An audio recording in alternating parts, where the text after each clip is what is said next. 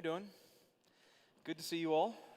We're going to go ahead and get rolling. I wanted to say up front that I am not trying to start a new fashion trend with the sunglasses. Let me explain. I gave these glasses to my daughter Victoria this morning for, I don't know, like wacky outfit day or something, and the other two girls had glasses. She didn't. I gave her my own glasses. She made a huge deal about remembering to give them back to me, and she did. She held to her end of her agreement, and I know that if I take these stupid things off and put them down below, I will forget them, and then I will have to explain to her that Daddy forgot the glasses, even though she remembered them all day, and I'm not going to do that. So they're going to stay right here, so I don't forget. Glad to see you all here. This evening we are going to be continuing in our study. Session 11 tonight, and I just, I don't want to say it, but I feel like we're turning into putting together the New Testament here a little bit. 11 sessions in, and by the grace of God, we may finish Samuel tonight. I'm not optimistic, because I don't know that I've ever made it through this many passages, but last week we made it through several of them, and I feel like we have a pretty good shot of it tonight, although we do have some really, I think, amazing passages that may take a little bit more time. You may have questions. Who knows what's going to happen? Florida may even do something very Floridian of her, and it might stop the whole class. We have no idea yet, but we'll see how it goes. If you have your Bibles, we'll begin in 1 Samuel chapter 17. Now, up to this point, last week we started with Samuel, and I explored chapters 1 through 16. 16 was the beginning call of David. So if you remember, Samuel begins with two individuals, Elkanah and Hannah, and his other wife, Peninnah. And Peninnah has children, Hannah does not. Hannah prays for a child.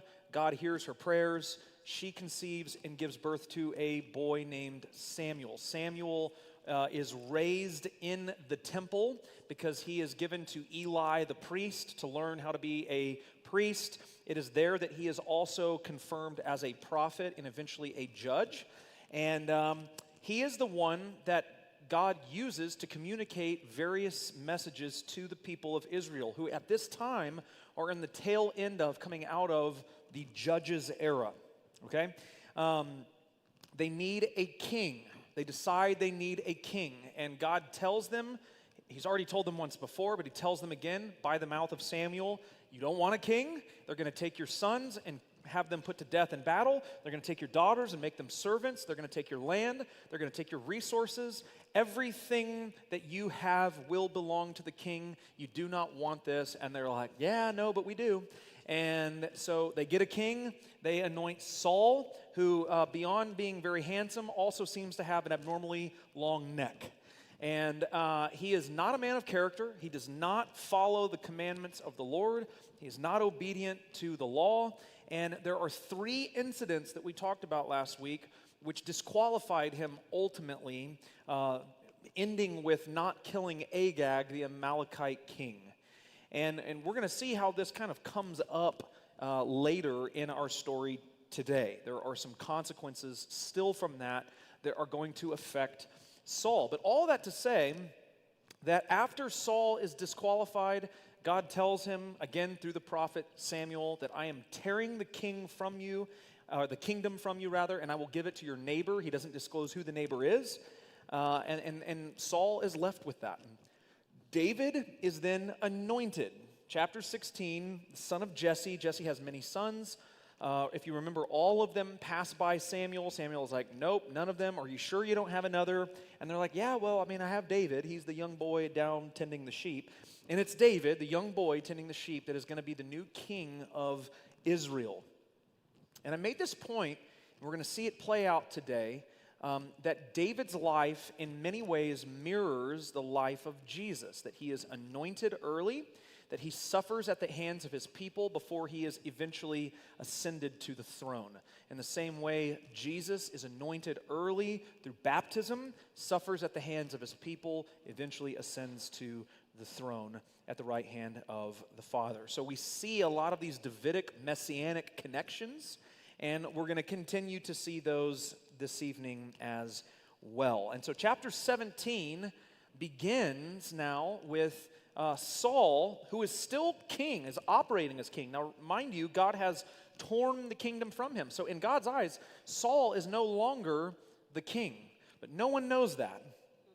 And so Saul is still in command, in control, and he is put into a rather difficult situation. At this point, the Philistines are warring with him, and they have come to an impasse where their armies are met on either side of a large field, valley, where war is almost inevitable. And it is in chapter 17 that we pick up and continue the story. It says, "Now the Philistines gathered their armies for battle. All they were gathered at Soko, which belongs to Judah, and encamped between Soko and Azekah in Ephes Damim. And Saul and the men of Israel were gathered and encamped in the valley of Elah and drew up in the line a battle against the Philistines. And the Philistines stood on the mountain on the other side, and Israel stood on the mountain on the other side with a valley between them. And there came out from the camp of the Philistines a champion named Goliath of Gath, whose height was 6 cubits and a span." It's very tall, by the way. "He had a helmet of bronze on his head, and he was armed with a coat of mail, and the weight of the coat was 5,000 shekels of bronze. And he had bronze armor on his legs and a javelin and so on and so forth." He's a really big, terrifying guy with a lot of really great armor. All right, that's what you need to know. Not the guy that you want to face. Now, notice it says a champion. And I've mentioned this before, so maybe some of you already kind of know where we're going with this, but if you haven't been in the class for that long, then maybe this will be new. Or maybe you just weren't paying attention. Maybe you're checking Facebook the first time I said this. I mean, that's something I would be guilty of. I'm not casting any stones that would not necessarily fly at myself. I'm on Facebook right now watching the live stream, so I can't, again, no stones thrown from me. Notice that Goliath is called a champion. Now, you have almost certainly, if you've watched any kind of like ancient war movies, seen a movie scene where two armies are about to battle, and rather than all of the men fighting and killing one another, the kings agree, let's just send out our champion, our big hero, our skilled warrior, to fight one another, and whoever dies, that army loses. And then we can just go on with all of this, and everyone can go home, and whoever wins takes control of the territory or whatever the agreed upon terms are. I personally think of the smash hit, it is art on film, right? Starring Brad Pitt, called Troy. I'm joking. It is not art at all. It's terrible. But there's a great scene there in the very beginning of the movie where, of course, he plays Achilles. And the big champion is out there, I can't remember his name. Wow, anyway, it doesn't matter. He's there, he's ready to fight. He's like 9 feet tall. He doesn't look like he can probably read. He's a little cross-eyed. He looks like he's probably a great fighter. And Brad Pitt, of course, comes out after, a long time from sleeping and not really caring about anything the king is doing because he hates the king. And, of course, if you remember, if you've seen the movie, it's like he takes one shot at the big guy, and down he goes, and Achilles wins. This is the kind of scene being set up here in 1 Samuel 17. The armies are drawn. They're at each side of the mountain. There's a valley. One really big champion comes out, ready to fight, taunting Israel to send out their best so that they can end this thing quickly. Now, here's what's interesting. Goliath, the champion. This is the help of, I think, understanding the languages that the Bible was written in, because it paints a really cool picture. The word champion, literally translated, is a man of in-betweens. A man of in-betweens. Literally rendered, that's what you would get. And it is a word that is quite descriptive of what Goliath is. He's a man who goes in between armies and fights. And the fact that he is alive suggests that he's pretty good at it, because he hasn't died yet. So to be a champion, that's why we translate this word champion, because it it communicates the essence of what the word means. But there's really a cool word picture there, isn't there? It's a really neat picture. Now, if you know the story, of course, David at this point is still he's kind of half and half with Saul. He's serving Saul, but every now and again he goes home for the weekends to tend the sheep, okay? And that's what's happening here. David is at home tending the sheep. Saul is shaking in his boots with the rest of Israel because who in the world, we don't even have a champion. And even if we did, they're not going to be able to beat this guy. This is Mike Tyson of the ancient world. You don't mess with this guy. And so David, after, days goes on, 40, 50 days goes by where Goliath is coming out every day just taunting Israel. They're heaping shame upon Israel. They're, terrified. The end is inevitable. David is on duty to take some of the things, the flour and some of the things from the family farm up to the battlefield where three of his other brothers are there serving Saul. And while he's there, he's unloading the flour, and he hears off in a distance a man yelling insults about God. And this hacks young David off. And so he begins asking questions. Who is this guy? What is going on here? Why are y'all letting him say that? And they explain to him what's happening. He's a Philistine. He's a champion. He wants to kill all of us, and he probably could.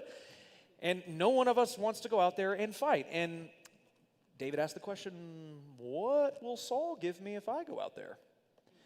And he finds out essentially, if I just were to break it down into common terms, that he no longer will have to pay taxes, and he'll get a large sum of money. So kind of some pretty great economic benefits for beating the toughest, scariest guy on planet Earth. And so David does just that. He comes out. Goliath hurls all kinds of insults at him of what he's going to do and how crappy Israel is and their God is.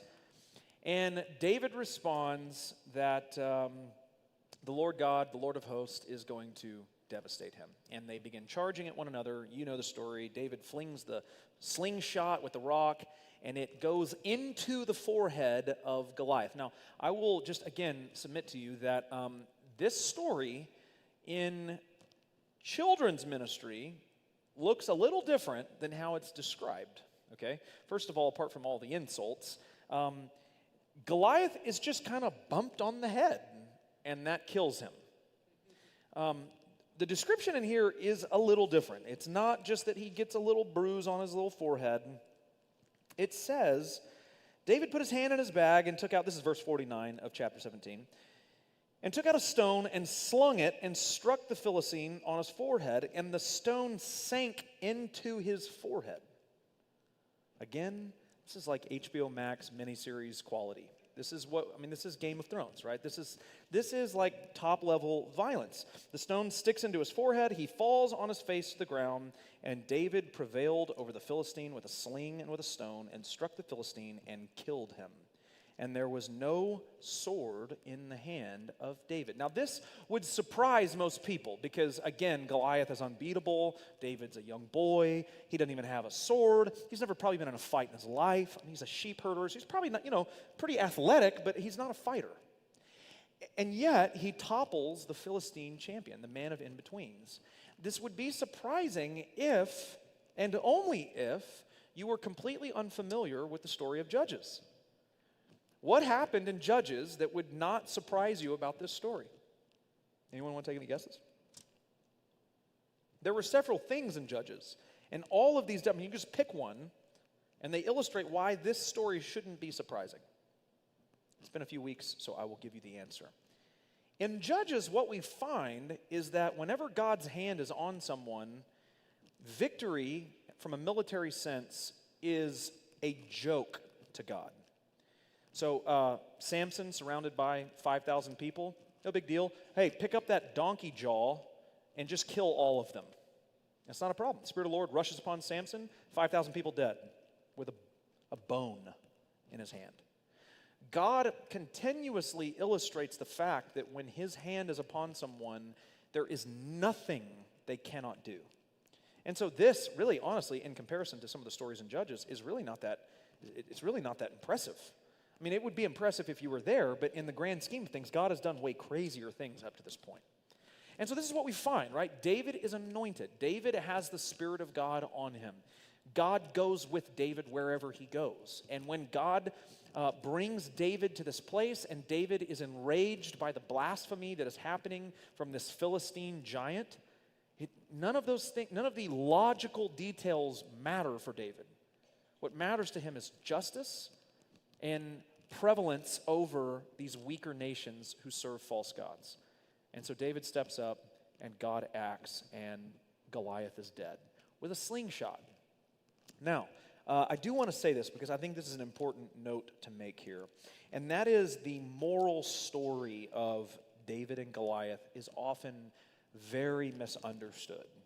And this is not to pick on kids ministry or VBS or anything like that, but this is where I think a lot of these ideas get put forth when Bible stories are moralized without the greater context. What you will hear a lot of the times, and not just in children's ministry for that matter, I mean, there are grown preachers who preach this stuff on Sunday morning, that you're David, and the sin in your life is Goliath.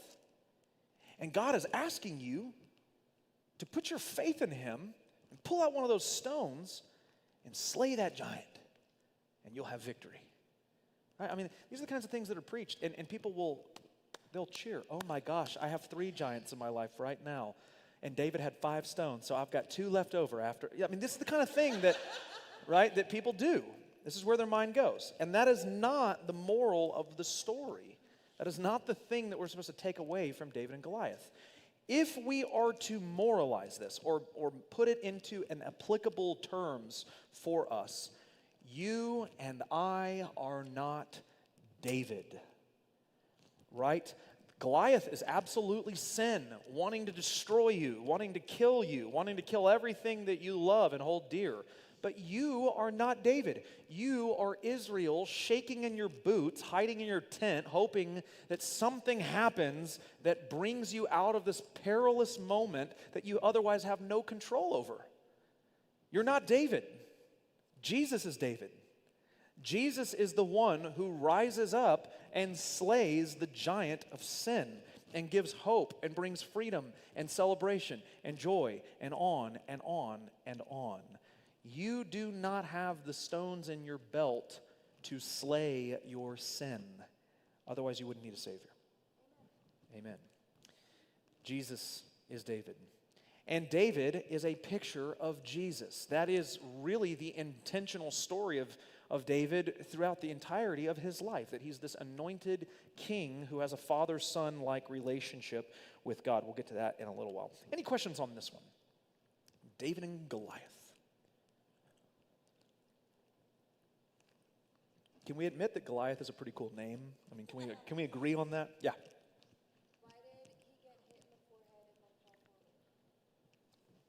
Why did he get hit in the forehead and then fall forward?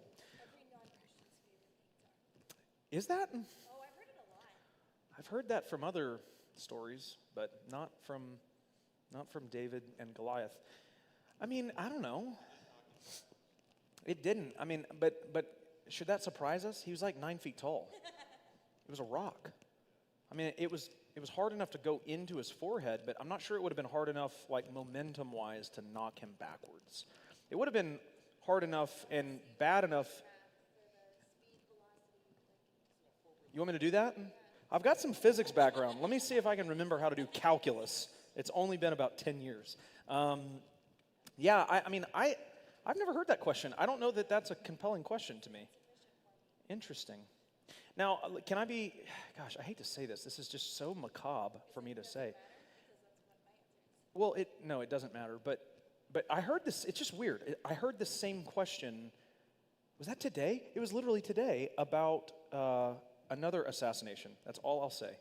I'll just say it. Okay, so JFK, we're all Americans. This is a question that came up, though. Somebody was talking about this, about the momentum and going forward and backward. It's just ironic that you asked that. I've never heard that question asked about this. Wow, what a rabbit trail. Let's continue. 1 Samuel 18, if there are no other questions. Well, what killed him? Why does it say both the things killed him? I don't understand that. What do you mean? What do you mean? What? Philistine with a sling and a stone and struck the Philistine and killed him. Then David ran Oh. Twice. Yeah. Yeah, so that's a good question. How did he kill him twice? Resurrection. I'm just kidding. It was not a resurrection. What likely happened is the visual is more of what's going on with the sword. All of these events would have taken place very quickly, and you have to remember, where are each of the armies at this point? Yeah, they're at a distance up on mountains, right? So there's a valley below. They're watching this whole thing unfold from kind of a ways away. You would not have even seen the rock that struck the Philistine. So he falls over. People are probably going like, what is happening, right? And for him to take Goliath's sword out of his sheath and kill him with his own sword would have been even more humiliating. So I imagine the wording here is a little clunky in Hebrew, but I imagine that is probably what is happening here. Yeah. So, I found that I just asked these like, oh, is this culturally significant? But when recounting the story of David and Goliath, how apparently Goliath for a month straight was just coming out every day to taunt Israel. Like at what point? At what point is it like, okay, Israel doesn't have anything, like they forfeit, or you know what I mean? Like, Sure.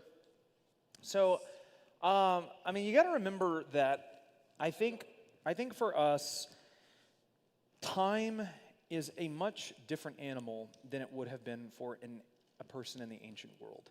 So 30 or 40 days seems like a really impossibly long amount of time before someone would finally go like, what are we doing here, right?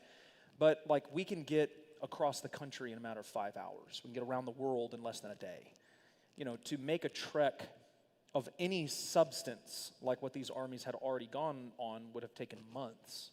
And so, I mean, at some point as a soldier, you're kind of sitting back going like, I hope a champion doesn't show up for another month because I'm loving this. I'm getting to sharpen my sword and take naps and sleep and recover and bathe and bury the people who are dead. And, I mean, there's lots of things that are going on here. So, I mean, it's the same question, what is it, Jacob labors for 7 years to marry his wife, only to find out after the consummation, that's a whole nother topic of discussion, that it's not the woman he thought he was marrying. And then rather than just saying like, oh, well, I'm married to this woman now, he waits another 7 years so he can marry the other one. That's 14 years. That's longer than I've been on staff here. I came on staff in 2008, and that seems like a really long time ago. And this was just to marry the right girl after marrying the wrong girl. So time is it's a very unique thing, I think, in the Bible. It's something that it's a little harder for us to connect to given our expectation for things to happen quite a bit quicker than they would have in this time. So I'm not sure that people would have been too upset by that at that point. I mean, think about it this way. If Israel had a champion that they wanted to roll out there and fight Goliath for real, and the champion wasn't there with the army, it could take presumably a week or two just to get a message to the champion, and then another week or two for the champion to get there. So, that's give or take about a month. So you have some time in there that I think would have been expected for those people. But that's a really great question. So the point is just like comparative to the couple of months Yeah. that there, like the journey, the prep, everything getting there, like it's already been a long time coming anyway. So Right. sitting tight for a couple of weeks while Yeah. Goliath says nanny nanny boo boo. Right. Yeah. Absolutely. That's good. Any other questions? I had this thought while y'all were all three up here asking questions that I feel like the grandpa on is it Princess Bride where he's telling the story to his kid? That's what I feel like. I feel like I'm. Keep your shirt on. Let me read. Yeah, exactly. Yeah, like I keep getting stopped for these, but it's fine. I love it. I'll be your grandpa and answer your questions. Any other questions, thoughts? Yeah. Uh huh.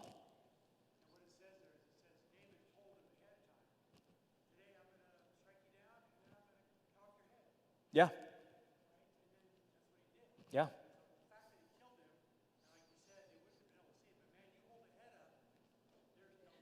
No.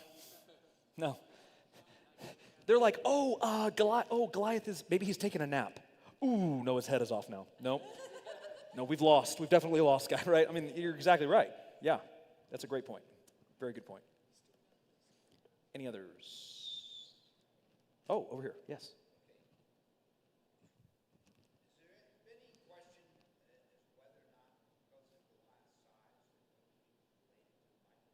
Oh, okay. I wondered if someone would ask that, and I'm so glad you did. Yeah, so there is, the question is there any question about Goliath's size, whether or not he is related to the mighty men of renown, I'm assuming you are referring to in Genesis chapter 6.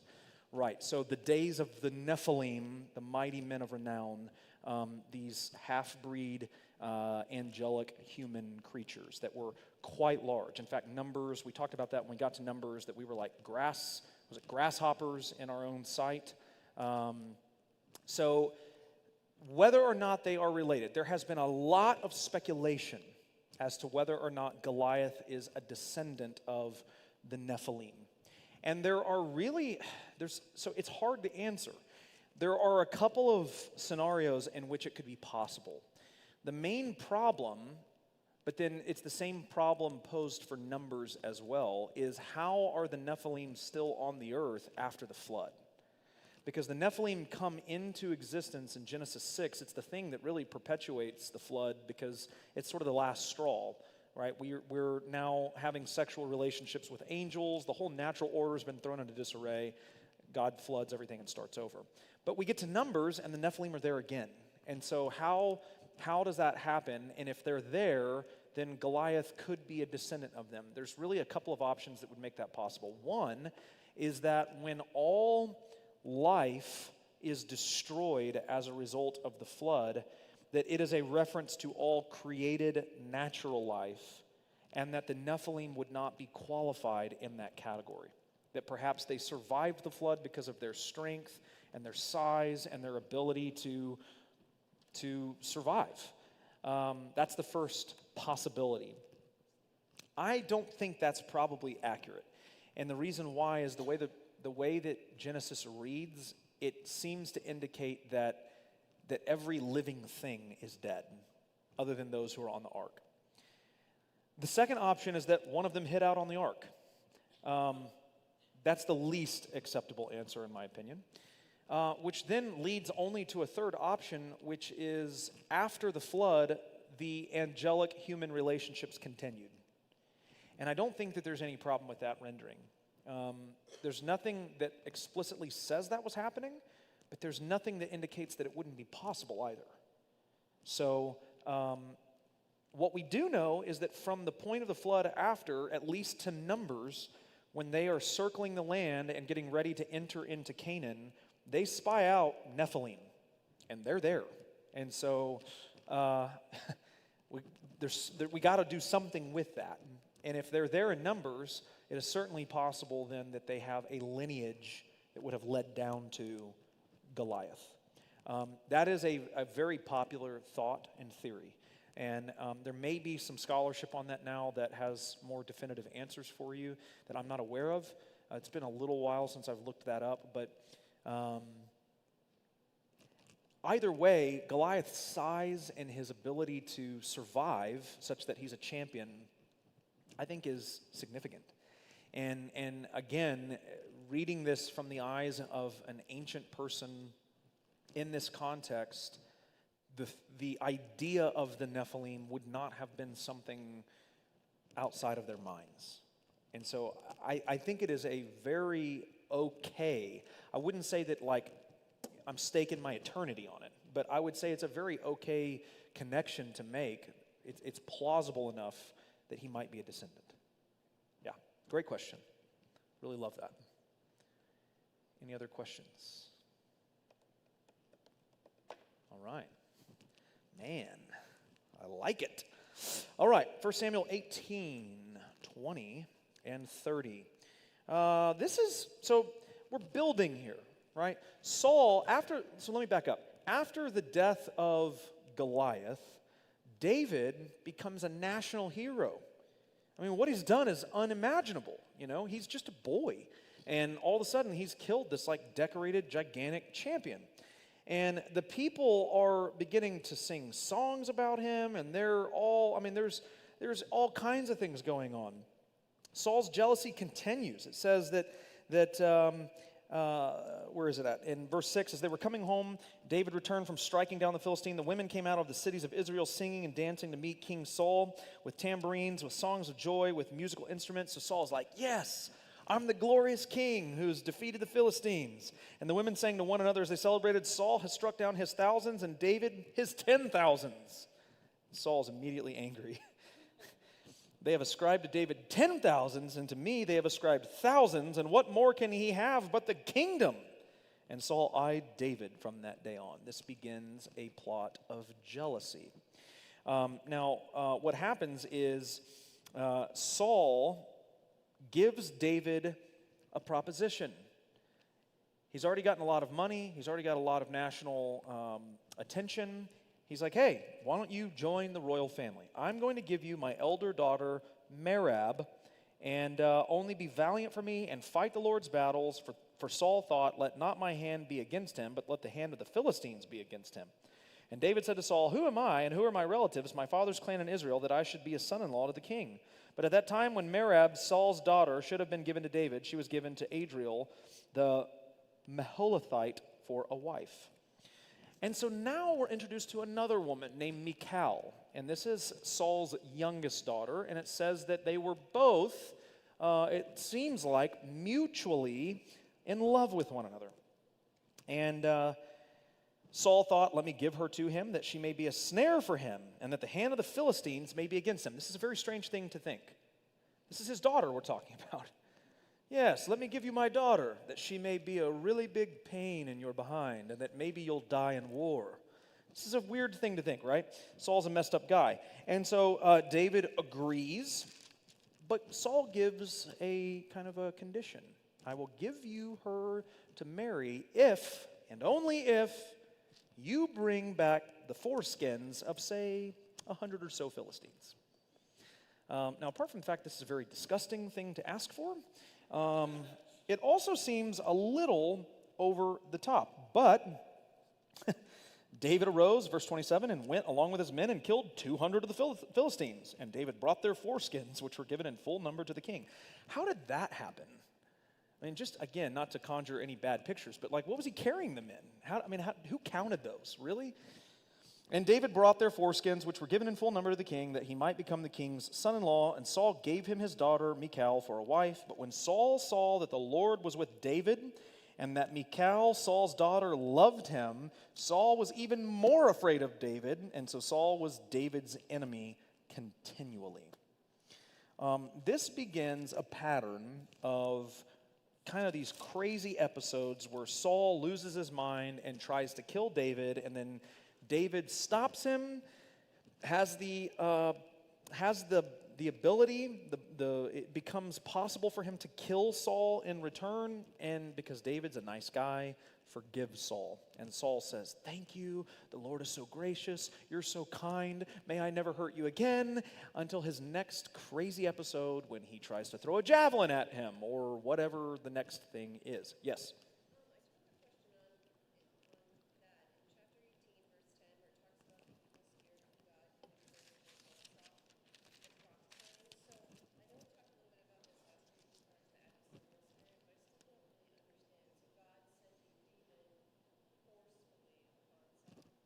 So, it's not necessarily a demon. It is a harmful spirit.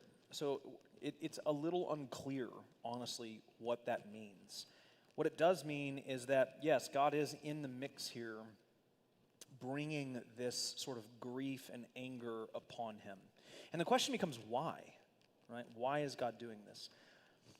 It's because Saul is not supposed to be king. And yet here he is acting as king. And so God is in some ways tormenting him in hopes, I think, that it will result in his death. Not in hopes, because that sounds like God, if God wanted Saul dead, he would have him dead.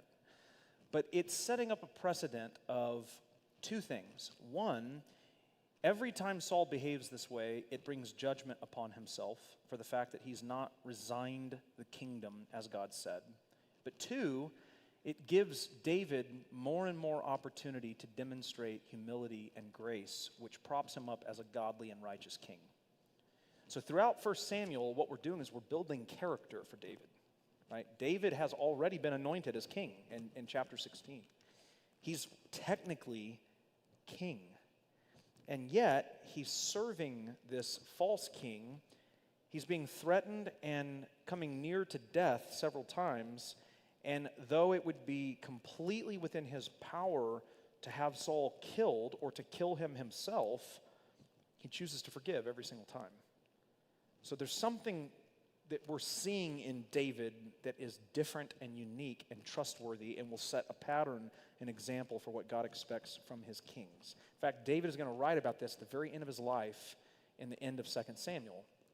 There's a passage we'll read here, Lord willing, probably not tonight, but that we'll get to where he talks about kind of what a good and godly king does for his people. So it's not, the problem is, here's what happened, is the Septuagint translates this from the Greek into the Greek word daimonidzomai. It's a participle meaning to be demonized. But it's not, that's not really at the essence of what is happening here in the Hebrew. That is a Greek rendering, and it's the best that they could do at the time. The concept of demons in the way that we think about them today with regard to possession, with regard to the occult, is something far removed from Old Testament thought. It's not, we don't really see that happening. You don't really see any demons, actually, now that I think about it, in the Old Testament.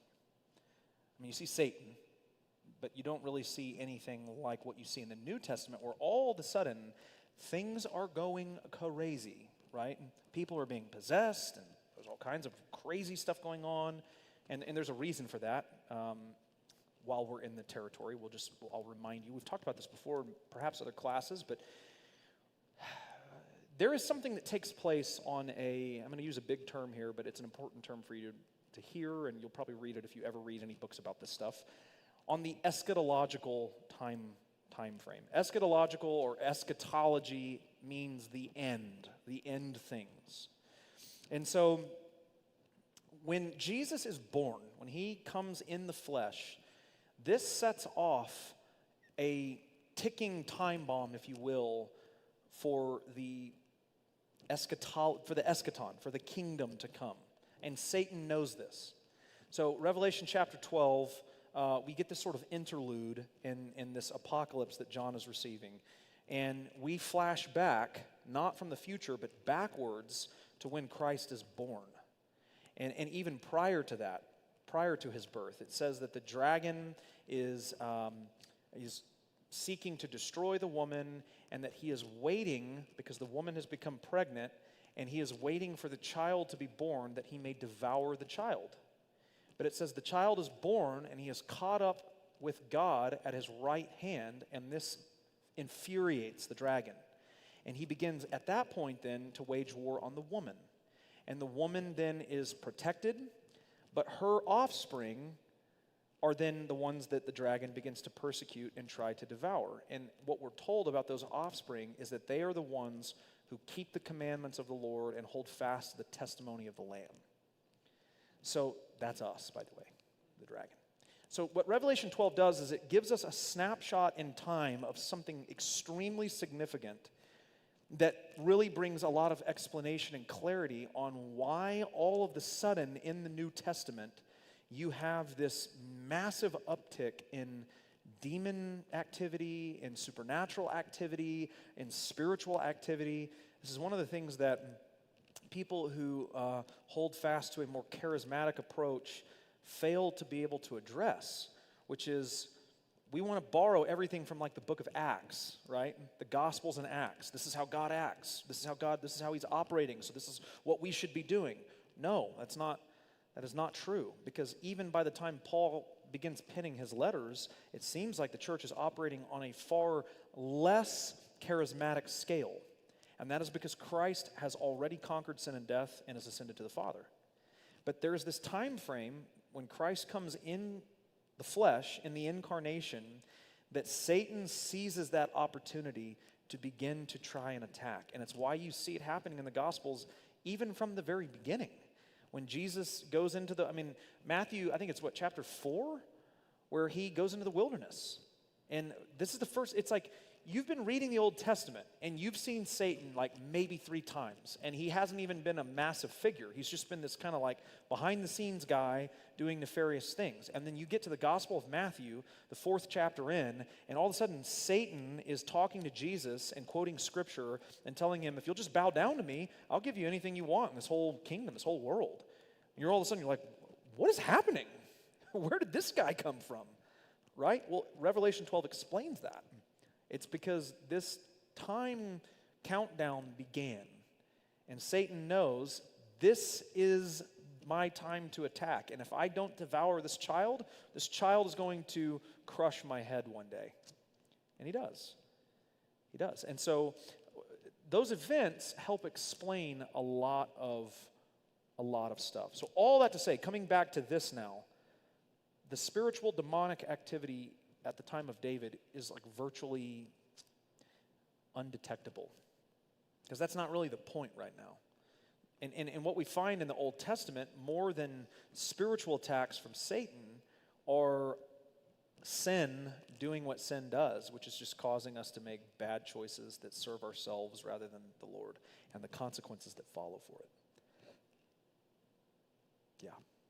But understand this too, and let me just say this as a side note, and this is hard, I think this is a hard thing to grasp, is that if God is sovereign, if God is fully in control, and there is nothing that happens outside of his sovereign will, it means then that any and all demonic activity are being given the green light by him.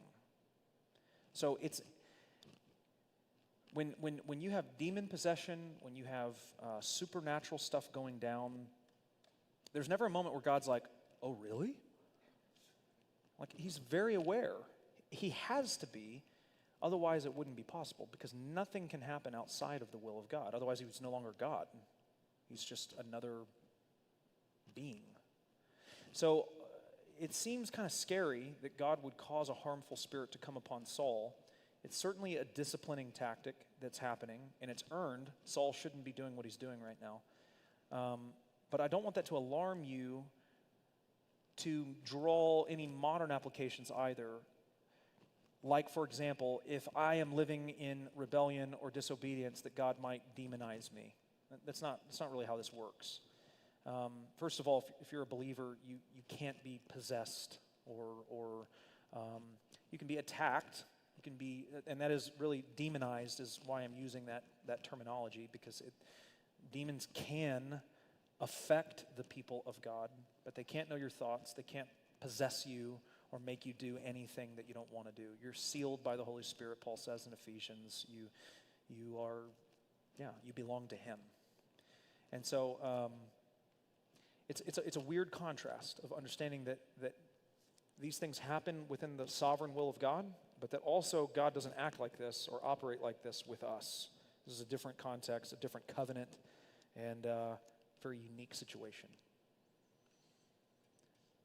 Maybe I'm created more questions than answers there, but if you have more, then I'm by all means. I think this is an important topic. So if you have, is that a little more clear?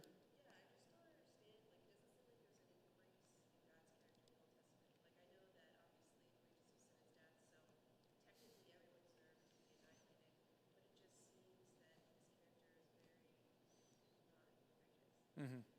Well, and keep in mind, God sees a bigger picture than we see. So for us, we see a king who is acting disobediently and not much grace being given. Although there was, he had 2 other opportunities where he failed, and God gave him second and third chances. But even in this one, it doesn't seem like he's being very graceful, but God is seeing this from an eternal perspective, in a much bigger kind of bird's eye view perspective. And so the things that are accomplished out of this story because of Saul's or in concert with Saul's rebellion are beneficial to the kingdom, namely the development of David. And so God can use, it's kind of like in Romans 9, Paul talks about how you have Pharaoh, and you have this individual who God has, what Paul says, raised up so that the power of God might be displayed to the world. Pharaoh's the most powerful man in the eyes of the people on earth at that time, and God decimates him. And so Paul is saying essentially, what if Pharaoh's whole purpose was just so that God could level him and thus proclaim his glory to everyone? Now again, that makes us go like, well, that's so unfair, right? But when you read Exodus, what you find out is that God hardens Pharaoh's heart like 7 times. You know how many times Pharaoh hardens his heart? 7 times. So God is never doing more than what Pharaoh is already doing himself. So we have to understand that these moments where God is acting in seemingly ungracious ways are A, they are technically justified, but B, they accomplish a greater purpose that maybe we're not fully connecting to when we read these stories. David is a profoundly important individual in the Old Testament for a variety of reasons. And so anything that works to develop him and lead him along the path that God has planned for him is good. And again, at any point, Saul could have obeyed God and said, guys, the Lord told me I'm not king anymore. You guys need to anoint someone else. And he doesn't do that. He's power hungry. He's fearful. He tries to keep his power by doing things that he believes will thwart David and thwart other individuals, and it ends up working against him every time. And that's what kind of sends him over the edge. Wouldn't the position also affect what God does? Like the higher the position of a person, Yeah. the more extreme things are going to turn out. No doubt about it. No doubt about it. Saul is king. Saul is actually the anointed one. So this is what's interesting, is the Messiah title is actually given to Saul as well here. The Lord's anointed is just that. That's what that would mean. And so he's rejected as the anointed one, and David becomes the anointed one in 1 Samuel 16. But we're going to find out at the end of this, when we get to it, when Saul dies, David's reaction to Saul's death is very, very fascinating. Because again, from a human perspective, you would expect David to celebrate, and he does not. And it's because he understands a bigger picture regarding Saul and his role in the kingdom and the economy of God's kingdom. But yes, I mean, to answer your question just in a practical sense, anytime you're given more authority and more responsibility, the stakes are higher. Your responsibility to rightly divide the word of truth is less than mine is, because I get up here and talk to all of you. So I have to make sure that what I'm doing is in line, because I'm held accountable for that. That's part of the territory that comes with the teaching gift, which is why not many of you should teach, Paul says.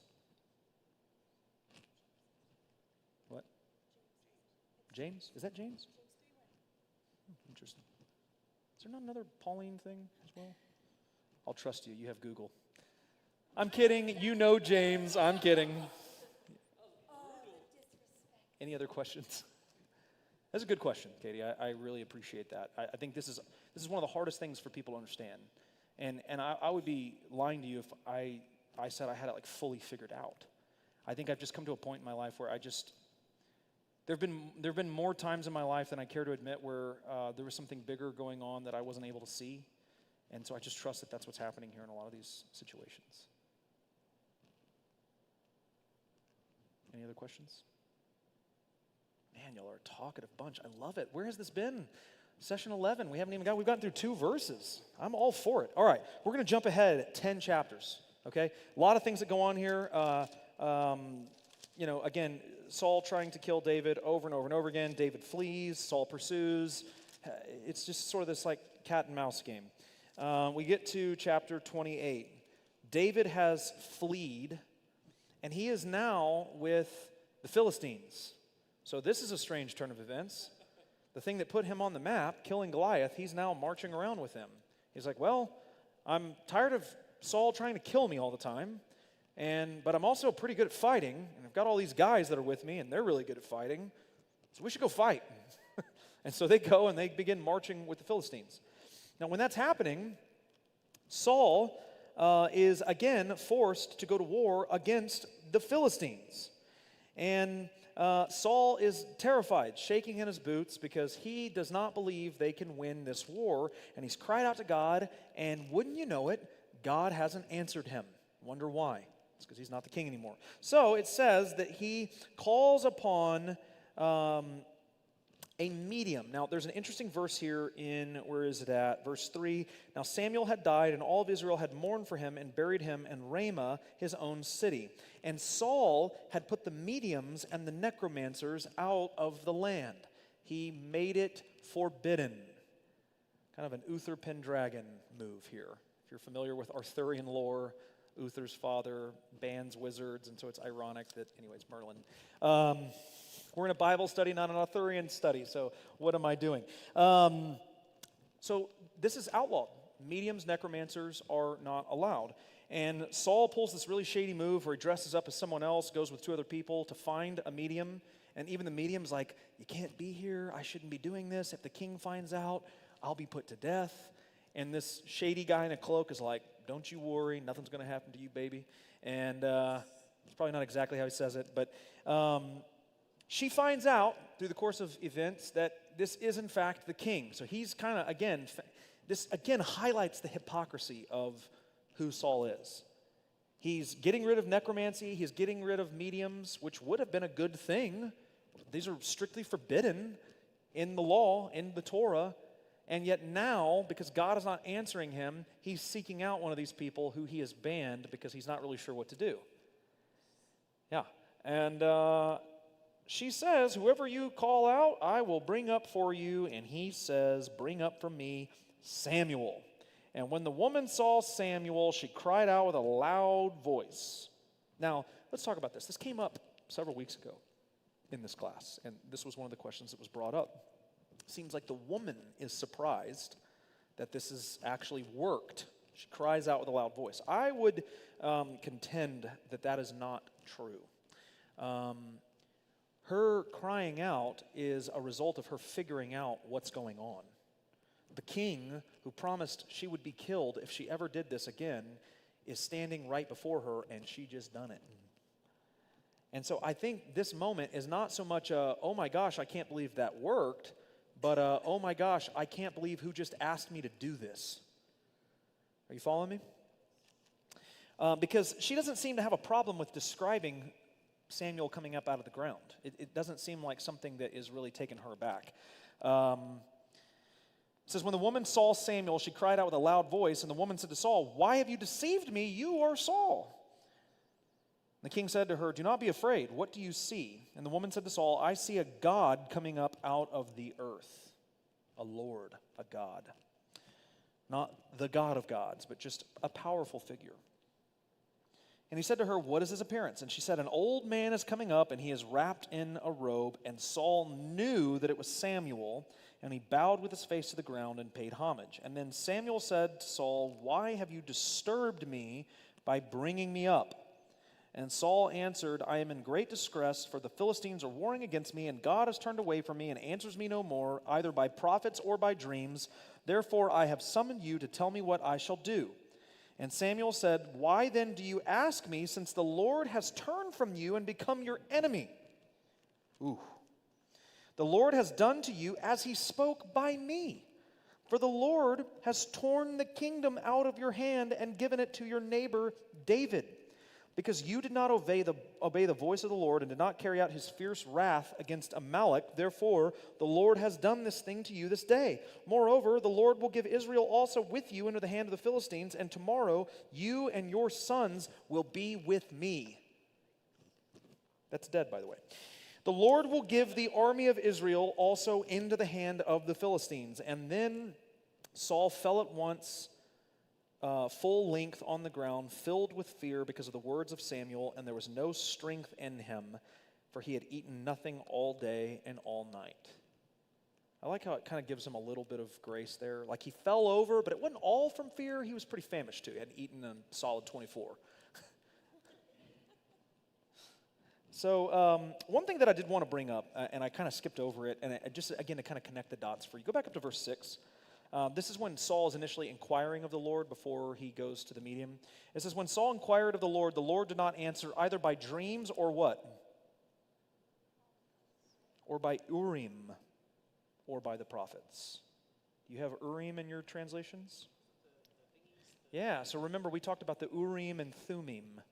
They were like these sort of, I used the example from the movie Stardust. They are like, and I cannot think of the, what are they again? What are those things called? One of you, what is it? Runes. Yes, runes. Runes. Yes, so these are kind of an ancient product that the Old Testament prophets would have used to divine with the Lord. And so again, I point that out because we see it here happening with Saul. He's trying everything in his power. Prophets, dreams, Urim and Thummim, whatever we got, man, let's see if we can get God on the phone. And none of it was working. And that leads him to this moment with this medium. Now, the good news is the medium is kept alive. Saul does not destroy her, even though technically she should be because witchcraft is forbidden. Yeah. So, I feel like I have a decent understanding of what's going on from the focus of Saul. Saul is continuing to try and keep his power and is continuously being disciplined, punished, is withering away because he shouldn't be doing this and continues to do it anyway. What I don't understand is how is David, like how is he rolling with how is he on the other team fighting against what is effectively his own kingdom?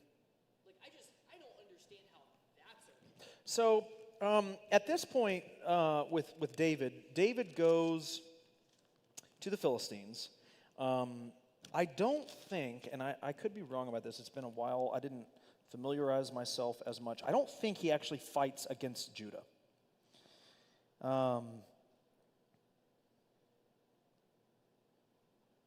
Trust David, he must understand to the people of Israel, therefore he shall always be my servant.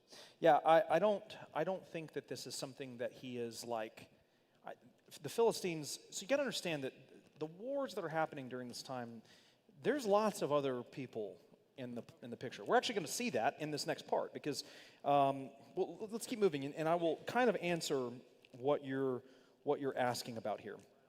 So he gets to chapter 29. We get to chapter 29. David has, yeah. Say again. Why she say Gods? gods in a plural way? 28:30.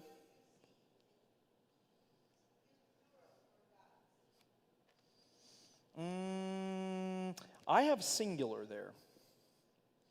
I see a God. Plural, really. Why don't we do a little word search and just find out? This is in chapter 28, verse 13. So let's see what the language says. 28:13.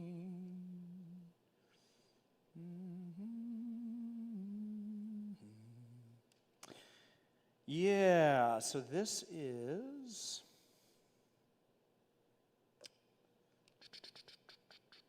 plural. Okay, yes.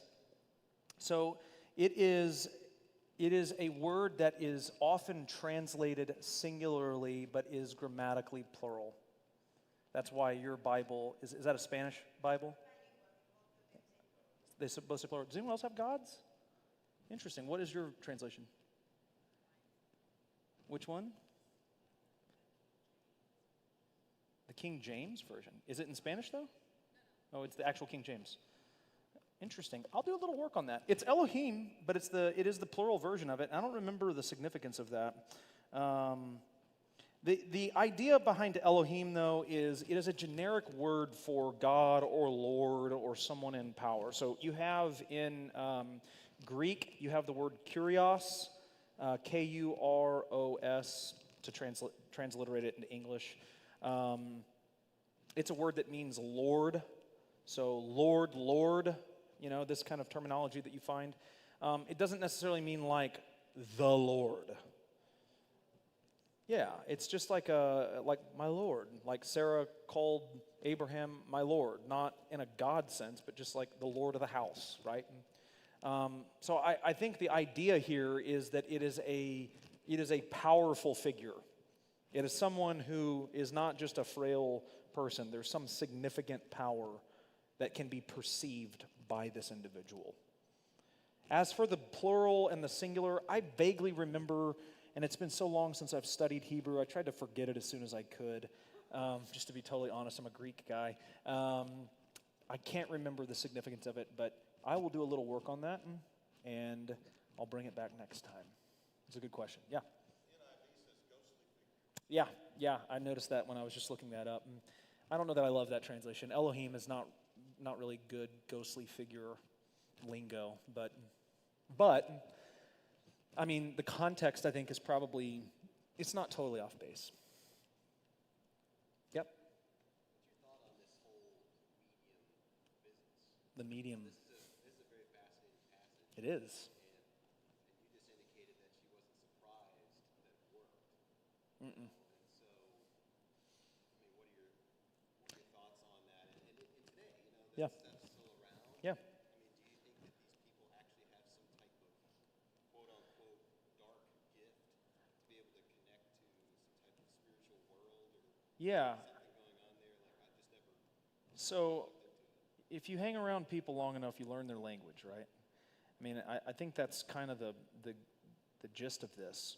We have to, as Christians, we have to admit that witchcraft is real. It is a real thing. How we define witchcraft is often probably not super accurate, and that's a shame because what we end up doing is targeting the wrong thing and not ever actually recognizing or spotlighting the right thing. And so it becomes a very confusing topic to discuss. Witchcraft, necromancy, medium, diviners, there's a reason why the Old Testament explicitly condemns this practice. And it's not because it's just not the churchy thing to do. It's because it's real. It's a real problem. Don't do these things. Do not interact with this realm. You're not meant to. We know that the realm is real. The New Testament, I mean, we just got done talking about that, really expounds a great deal upon the reality of that realm. And so it's not something that we should be messing with. Now, again, and I don't want to offend anyone because I don't presume to know where you stand on certain cultural phenomenon, and so I don't, I'm not trying to start a fight where one isn't needed, but what we often do is we wage these sort of cultural wars against Harry Potter, right? Because Harry Potter was written by a woman who's not a Christian, and so it must be witchcraft. And it's like, whether or not you watch or read or allow other people in your household to do so is completely your business. And there might be some wisdom or lack of wisdom in that discussion depending on who is being subjected to it and at what age. But that is not the same thing as what is happening here.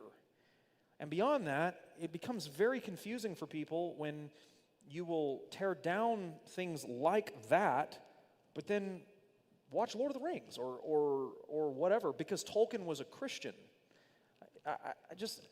There's nothing about the validity of, in fact, I mean, honestly, Tolkien probably had a better understanding of witchcraft as a learned Christian and an academic than, what's her name did? Whatever her name is. What is her name? Rowling, yeah.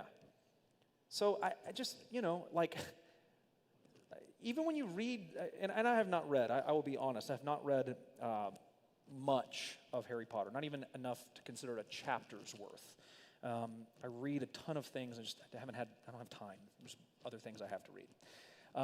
I know that, looking from a linguistic standpoint, the spells, people have made a big deal about this. Oh, they're real spells. No, they're not. They're children's spells that she changed a couple words out of. So again, I'm not trying to advocate for the right or wrong of Harry Potter. But my point is, when we make discussions about witchcraft all about that, we really miss the point. Now, Ouija boards, stay the heck away from those things. Do they work? Are they real? I don't know. But it looks a lot like what you would imagine medium and necromancy being. You're literally asking for dead spirits to communicate with you. There's no wisdom in that. That should not be practiced. But we shouldn't practice Halloween. Like, why? Apart from the fact that it, probably is a large contributor to type 2 diabetes in America from all the candy, it has nothing to do with that. And so Christians have to admit that witchcraft is a real thing, that God is very serious about us not participating in, and at the same time not relegating it down to something that it's not, because it just creates inconsistency in practice and faith, and it misses the point. With that said,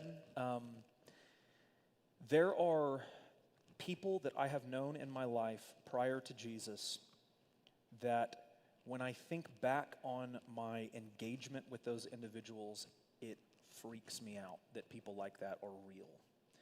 There's just people I have known and people that you come in contact with where I can just sense something is not right here. And I'm not hugely sensitive to those kinds of things. I'm not a discerner like my wife is. So when people rub me the wrong way, I'm like, you must be way out there. If I'm picking you up, it must be right.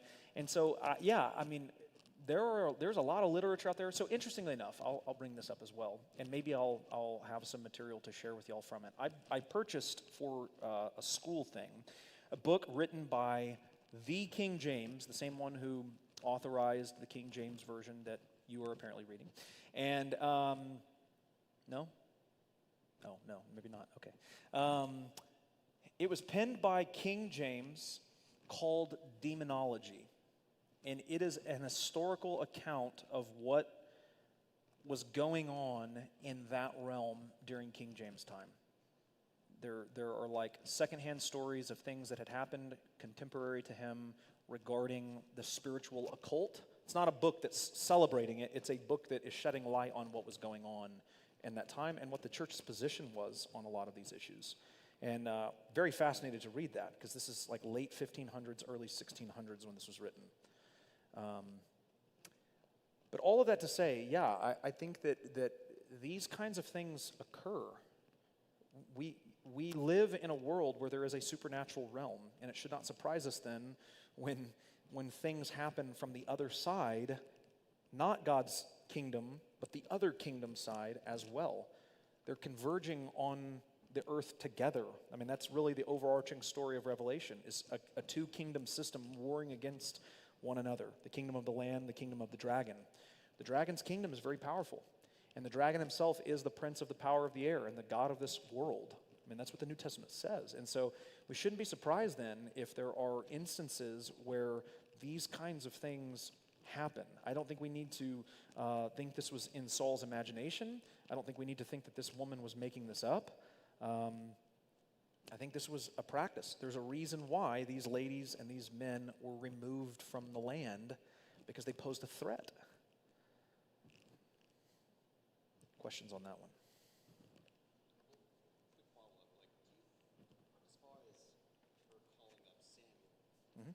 do you think that there's, any chance of communicating with dead spirits, or is it more demonic? I've always thought, the Ouija boards and things, that's more, you can't communicate with dead grandma. Right. I don't, at least I always thought that wasn't the case. Yeah. It's really strange, why have you awoken? Yeah. So let me give you my best biblical answer, and then if that's not sufficient, then maybe we can talk a bit more.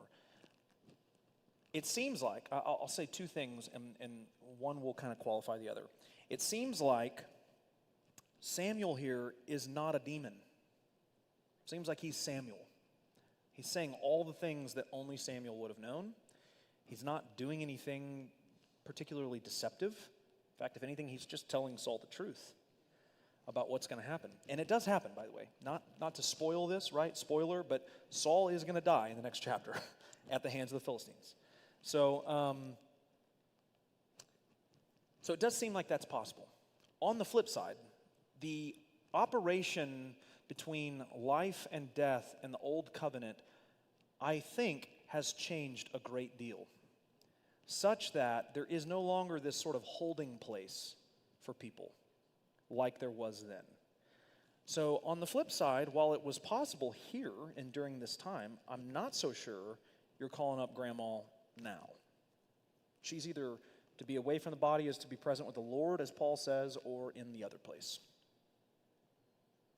The cross changes a lot of things in that realm, which is why what we find out in Paul's writings is that during that 3-day period, Jesus goes and makes proclamation to the spirits in prison of his victory. It doesn't mean that he's burning in hell. There's this whole, what is it actually called? I can't think of the name of it, but essentially that Jesus, in order to pay the penalty for sin, actually had to go to hell. Joyce Meyer, there's several like big televangelists that teach this. It's heretical. He does go to make proclamation to the spirits in prison, and I don't think that's talking about hell. I think that's talking about this holding place. That, hey, the war is over, and I won. Yeah, good question. Really good question. Any other thoughts, questions, concerns, comments? Yeah? So when you say holding place, Mm-hmm. you say that a couple of times. Sheol is the Hebrew term. Okay, I was going to ask about purgatory and hell. That's really No, yeah. So Sheol is the abode of the dead. It's not a good. It doesn't seem to be a good or a bad place. But within Sheol, there does seem to be division between good and bad. So, for example, in the Gospels, we learn of Lazarus and the rich man, and it says that the rich man is on one side of this chasm, and that Lazarus is at the bosom of Abraham. He's with the great patriarch of the faith. And on his side, he's thirsty and there's nothing to drink and things are very bad. And he even tells them, let me go up and tell my relatives that are alive so that they'll live righteous lives. And Jesus says, if they won't listen to the prophets, they won't listen to someone who's come back from the dead. Ooh, little foreshadowing there. Yeah, so even in this abode for the dead, it seems like there's this kind of division between good and bad. Yeah.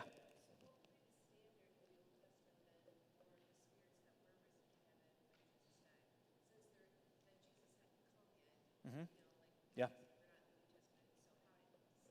So Hebrews 11 tells us that those who are with Christ are there by faith, and that it was always by faith. That the idea of faith has always been the instigating factor that brings salvation. So Abraham by faith trusted God.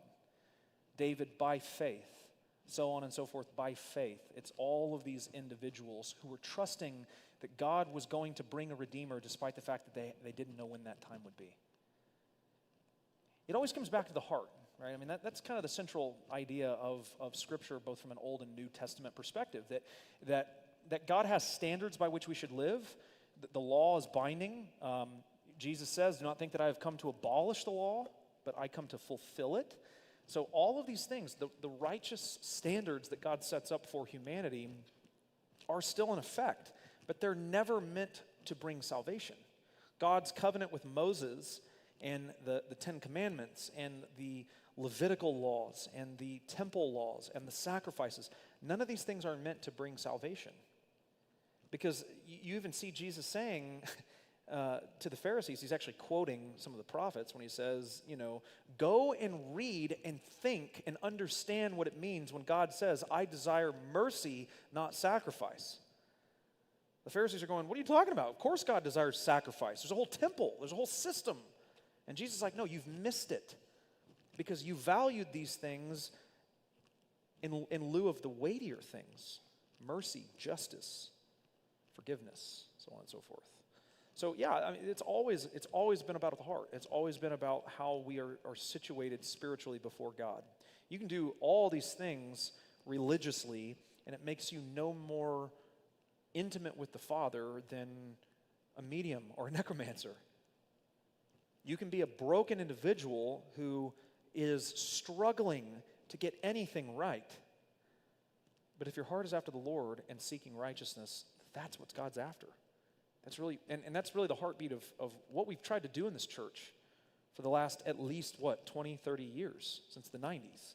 It's way before my time, is to tell people it doesn't matter what you look like, or how well you know the Bible, or how well spoken you are, or whatever your experience is. It is all about the heart. It always comes back to that. It always comes back to that. And it's been that way from the very beginning. Good. Any other questions? So, let's see here, the Amalekite conflict. Let's see if we can finish 1 Samuel. We've got about 8 minutes, and I think we can do it. So, we have in chapter 30 something called the Amalekite conflict. This sets up really the end of this book and moves us into 2 Samuel. There is something in, and we won't get to it till next time. I won't go there. But the Amalekites, yeah. 29. What is 29? Oh, yeah. Well, I started to say that. So David is now with the Philistines, and they are getting ready to go to war against Israel. This is where this conflict shapes up. And some of the commanders see David and this band of Jewish guys and are like, what are these Hebrews doing with us? We're about to go fight their people. And the big guy, Achish, comes and has counsel with him. And he says, look, David's been a trustworthy guy. Everything he said he would do, he did. He's been with us this whole time. You guys have never noticed him. He's quiet. He goes about his business. And they're like, we don't care. We cannot go and fight the Israelites if at any point he decides what he's doing is wrong. We're toast. We've seen this guy fight. We know about him. He's the guy that killed Goliath all those years ago. He can't stay here. He's got to go back. Tell him to go somewhere else. And so Achish comes to David and says, look, sorry, man, you've earned my trust, you've earned my respect, but the other guys won't have it. You got to go. And so David and them leave. They are caught unaware in chapter 30. And it says they're on their way to Ziklag, that's where they're going, and the Amalekites make a raid against the Negeb and against the Ziklag, and they overcome and burn it with fire and have taken captive the women and all who are in it, both small and great. They killed no one, but carried them off and went their way. And when David and his men came to the city, they found it burned with fire, and their wives and sons and daughters taken captive. And then David and the people who were with him raised their voices and wept until they had no more strength to weep. And David's 2 wives had also been taken captive. So that's interesting. 2 of his wives also taken captive. And David was greatly distressed. And it says that he goes to God, and I always laugh a little bit at this part of the story. He's like, so God, what do you want me to do? Should I go after them, or should we just stay on course? It's like, bro, your wives are have a little more passion, right? You want to go after them. Your wives are there. And God tells him to go after them, and they do. They go, they track down the Amalekites, and they kill all of them. And they take all of the spoil. His wives are recovered. Everybody is in good standing. Now, that brings us then to the death of Saul, chapter 31. The Philistines are fighting against Israel, and it says the Philistines this is verse 2, overtook Saul and his sons, and the Philistines struck down Jonathan and Abinadab and Malchishua, the sons of Saul. The battle pressed hard against Saul, and the archers found him, and he was badly wounded by the archers. And then Saul said to his armor-bearer, draw your sword and thrust me through with it, lest these uncircumcised come and thrust me through and mistreat me. But his armor-bearer would not, for he feared greatly. Therefore Saul took his own sword and fell upon it. And when his armor-bearer saw that Saul was dead, he also fell upon his sword and died with him. Thus Saul died, and his 3 sons, and his armor-bearer, and all his men on the same day together. And when the men of Israel, who were on the other side of the valley, and those beyond the Jordan, saw that the men of Israel had fled, and that Saul and his sons were dead, they abandoned their cities and fled. And the Philistines came and lived in them. And the next day the Philistines came to strip the slain. They found Saul and his 3 sons fallen on Mount Gilboa. So they cut off his head and stripped off his armor and sent messengers throughout the land of the Philistines to carry the good news to the house of their idols and to the people.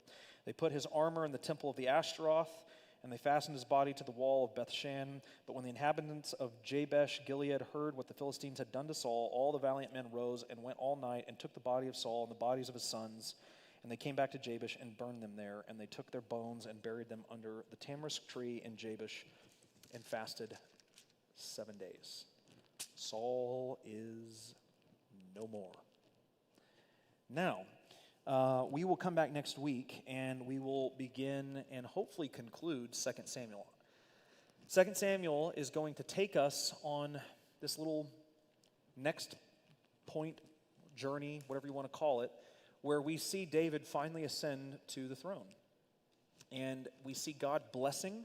2 Samuel can be set up in really two acts, if you will. The first 10 or 11 chapters are God's blessing on David's life, the fruition of his righteous behavior. Israel is united. Things are going very well. God instructs him to build a temple. There's all kinds of good things going on. And as is normal, when blessing abounds, we often get in our own way. And it just so happens that one morning over some coffee, Bathsheba decides to take a shower on the balcony. And it goes very downhill from there for David. And what we see is the fallout of that sin and how it affects not only himself and Bathsheba, but also his children. And ultimately, how it sort of spins things very out of control for the kingdom of Israel prior to David's death. Final questions. Got about a couple minutes? Any more? No? All right. God bless you all. We'll see you next time.